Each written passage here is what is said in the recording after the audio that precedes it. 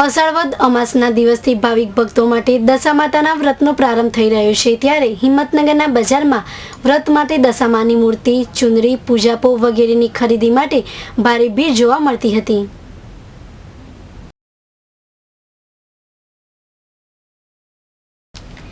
ઉત્સવપ્રિય અને શ્રદ્ધાવાન ભારતીય સંસ્કૃતિમાં ઉત્સવોની પરંપરા રહેલી છે. અષાઢ વદ અમાસને દિવાસાના દિવસથી દશામાના વ્રતની બહેનોએ શરૂઆત કરી છે. આ વ્રત માટે દશામાની સાંડળી સાથેની મૂર્તિ, ચુંદડી, પૂજાપો વગેરે ખરીદવા હિંમતનગરના બજારમાં ભારે ભીડ જોવા મળી હતી. દર વર્ષ કરતાં ચાલુ વર્ષે દશામાની મૂર્તિઓ બજારમાં ઓછી જોવા મળતી હતી, જેથી મૂર્તિઓના ભાવ પણ ગત વર્ષ કરતાં વધારે હતા. પ્લાસ્ટર ઓફ પેરિસની મૂર્તિઓ 50 રૂપિયાથી 60 રૂપિયાથી શરૂ કરી રૂપિયા 800થી 900 રૂપિયામાં મળી રહી હતી. ચાલુ વર્ષે પીઓપીની સાથે સાથે પ્લાસ્ટિક અને માટીની મૂર્તિઓ પણ વેચાતી જોવા મળતી હતી.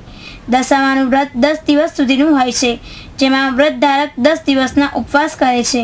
વ્રતના છેલ્લા દિવસે રાત્રિ જાગરણ કરી વહેલી સવારે દશામાની મૂર્તિને જળમાં પધરાવી વ્રતનું સમાપન કરે છે.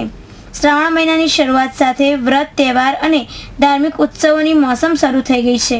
સમગ્ર શ્રાવણ માસ દરમિયાન ભાવિક ભક્તો શિવ ભક્તિ અને કૃષ્ણ ભક્તિના રંગે રંગાઈ જશે અને સમગ્ર વાતાવરણ ભક્તિમય બની જશે. હિંમતનગરના પ્રતિનિધિ બિંદેશ માંડલિયા સાથે અર્ચના નાયક, સિટી ન્યૂઝ, હિંમતનગર.